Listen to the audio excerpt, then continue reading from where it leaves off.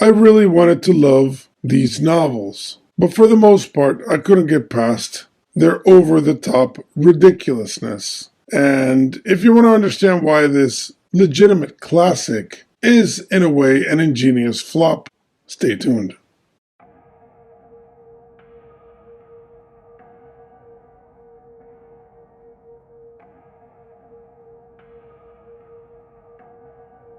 Welcome to Biblicultus, where I review books that I find interesting in the topics of religion, history, philosophy, and fiction.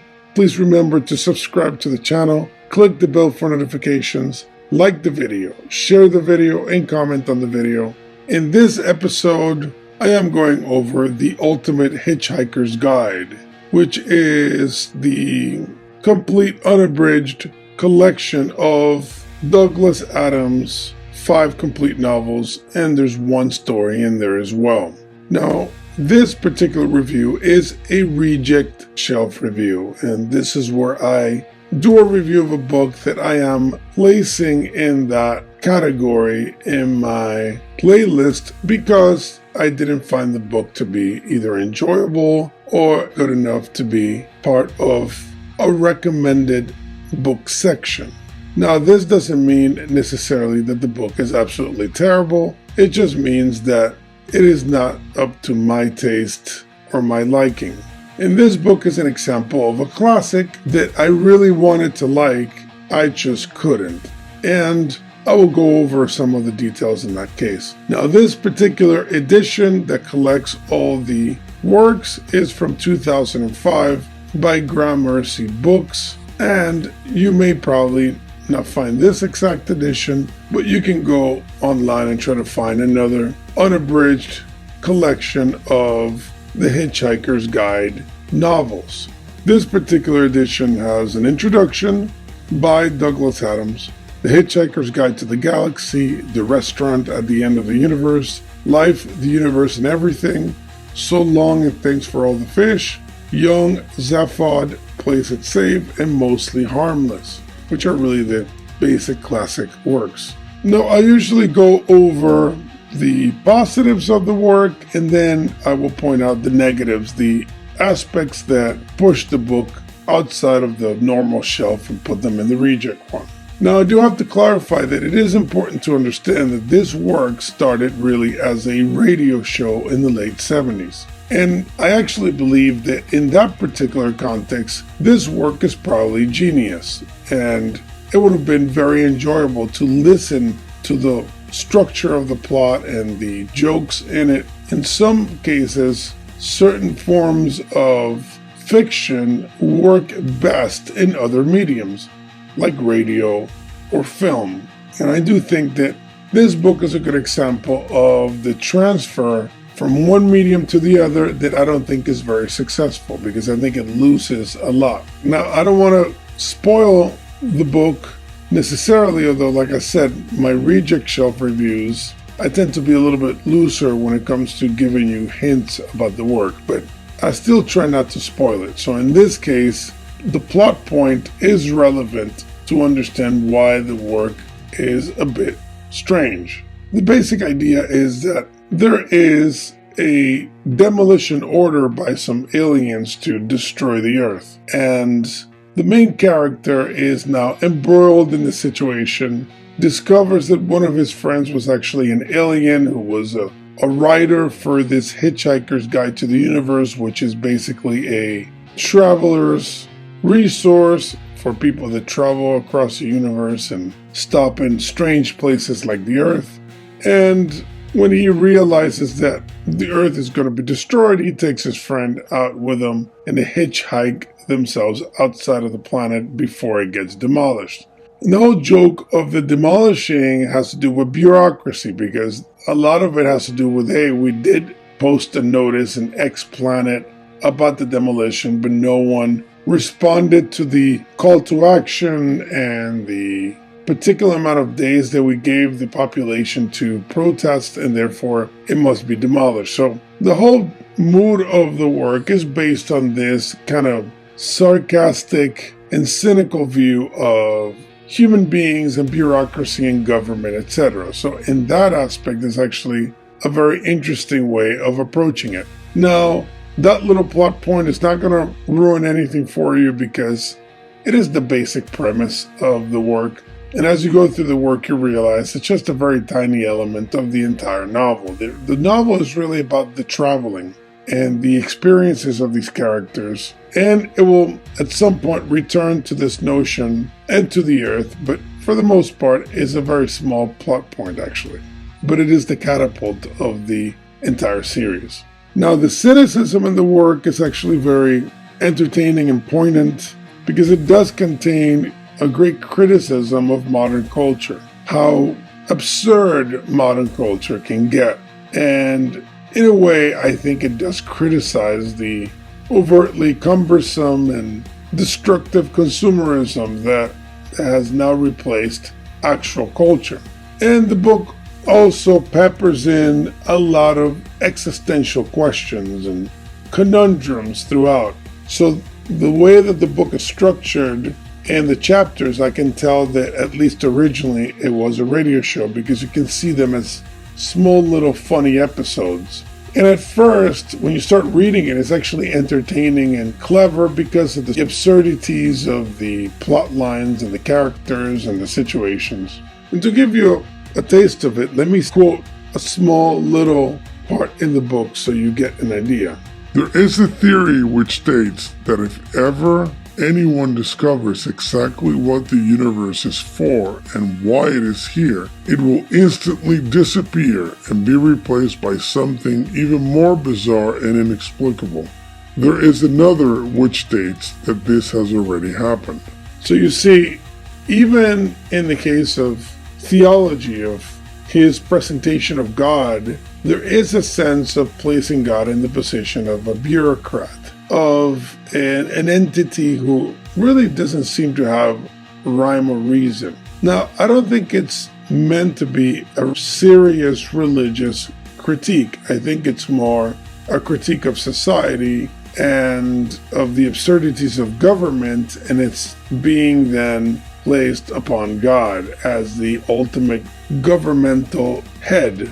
But the work does have a lot of theological propositions, and it's just very difficult to take them seriously because a lot of the dynamics in the work are filled with comedic structures, and it is quite obvious that the whole point of it is to be a tongue-in-cheek critique and not necessarily a very serious work on the topic. Now, my favorite concept in the work is in the restaurant at the end of the universe. Just that concept and how it is explored is incredibly clever, and his particular point of view on religion and particular religious movements, basically cults, and how they manifest is very funny. And this notion of time warping and the ability to go back to the beginning of time, or the notion of being able to go to the last moment in time. So from an eschatological point of view, the entire work is a lineal work. Even though it explores circularity, it still maintains a Christian conception of time, which makes it obviously more entertaining, because if it was cyclical, then the work would probably not be that entertaining. So in an interesting way, it assumes what it critiques. Now, of all the novels and all the stories there, my favorite is Mostly Harmless, which is the last work that Douglas Adams ever did on this series. And it is a darker work, a more cynical work, and some would say a pessimistic work because of the dynamics of the characters and what is really happening. And his exploration is not as profound when it comes to theology, but it is very deep in the context of existential dread and the meaning of life. So it's very probable that when he wrote this, he was at a very pessimistic point in his life. You can tell in the mood of the work, but in a strange way, it actually makes it better than the other ones. A lot of times, as I was reading this, I couldn't help but feel that I was wasting my time because of the somewhat meaningless plot points and jokes. Now, when it comes to that last novel, let me cite another piece real quick. And this is meant to be, within the work, an extract from the practical parenting in a fracturally demented universe. We live in strange times. We also live in strange places, each in a universe of our own. The people with whom we populate our universes are the shadow of whole other universes intersecting with our own. Being able to glance out into this bewildering complexity of infinite recursion and say things like, "Oh, hi, Ed. Nice tan. How's Carol?"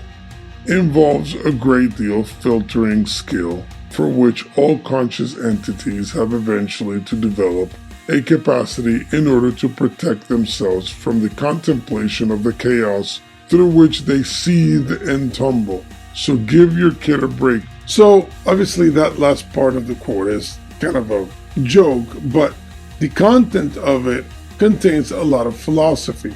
So I'm not saying it's great philosophy, but it is a very clear indication of a notion of solipsism. The whole universe is really an issue of perception and it's all internal. That everything is somewhat subjective, which is a form of postmodernism, and that the only way to survive the whole mess is to just ignore it all and to somehow have a sense of humor about the whole thing. So it's almost like you take the cosmicism of Lovecraft and you combine it with a comedic sensibility. Now, the issue I have with the novel, a lot of it has to do with this particular philosophical point of view. Because when you see the universe as an absurdly whimsical chaos, it is very difficult to step outside of that point of view and present anything that is coherent. So the levels of silliness and somewhat chaotic plot points, but all connected in an interesting way, though, makes it very tough to read consistently as a work, because in my particular case, I've found it to be annoying. Meaning there's a fine line between clever comedy and chaotic absurdity, and all of it without any clear endpoint, because these novels don't really take you anywhere, which is probably the whole point of it. But at the same time, the ingenious and important philosophical points are already made from the beginning and dispersed throughout the novel, so it doesn't carry you to a point, and therefore it's difficult to read with a sense of conclusion, because at the end of the day, it is simply taking a trip around the universe with these characters that are highly exaggerated, and it's difficult to even get a sense of a particular character because he uses the whole universe and time warping as a way of losing himself in the characters, and the timelines don't make sense, and he admits this in the introduction, so that it's a very difficult work to enjoy in my particular point of view. Now, what's funny is that it's really not even a children-friendly book. A lot of times books of this nature fit perfectly for children because the jokes are probably going to land better with children. And you can have a great children's work that has deep reflections that are really mainly directed at the adults who are also reading it. But the work has some elements there that are clearly not for kids, and therefore this seems to be an entire work directed at adults. So then I wonder, what kind of an adult was he really directing this work to? And I wonder also if a lot of this was meant to be heard while intoxicated. And that could be a funny way of understanding the entire work. Because if that's the idea, I could maybe understand how crazy it would seem to someone in that state of mind what's happening in the work. It's a trip, it's a far-out experience. If that was the objective, then it is quite ingenious for sure. But I do think that at the end of the day, this work is better suited for listening to it in a radio or even watching it in a movie. And I know that this book was made into a movie. I've never seen it, but it's probably going to fit better, especially with modern technology, because a lot of these characters, I couldn't even imagine them presented in a film unless it's done with modern technology because of the crazy elements in them, like 4 heads and multiple arms, and all the space travel will look very good with modern techniques. But I think trying to put things like this into a book form devalues the main idea of it all. So it is a personal taste issue. Some people will probably enjoy it very much, and a lot of the things that I call nonsense and whimsical silliness may actually be very enjoyable to someone who wants to go through a reading experience of tongue-in-cheek critiques and absurdities. And if that's the case, then this book will work for you, and I recommend you read it. But for those of you that have a taste similar to mine, that can take comedy but up to a point, then I would not suggest it. So in my case, it's going to my reject shelf, but books are very personal experience. So if you're interested, find your edition and read it, and you can leave your comments below. Again, I hope you enjoyed this review, and please remember to subscribe to the channel, click the bell for notifications, like the video, share the video, and comment on the video. It would really help the channel out. Thanks for being with me. See you next time.